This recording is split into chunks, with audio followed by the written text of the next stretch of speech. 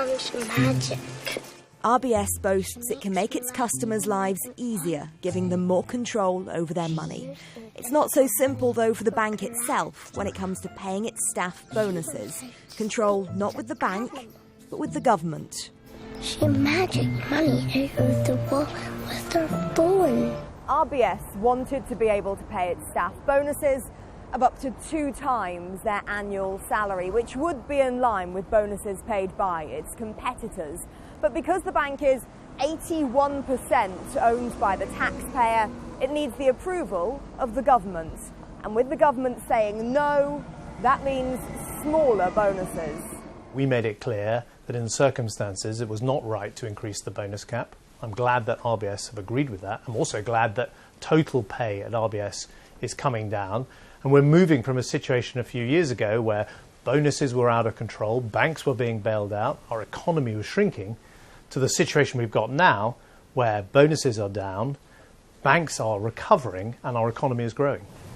Few things rile people more than the bonuses paid to bankers, and when that bank is largely owned by the taxpayer, it's even more contentious.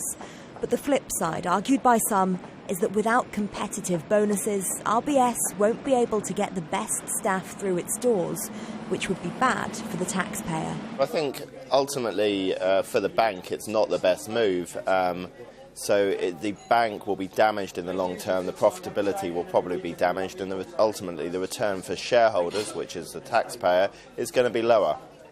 After the bank made a pre-tax loss last year of more than £8 billion, this man, Chief Executive Ross McEwan, will have his bonus scrapped, along with Chief Financial Officer Nathan Bostock.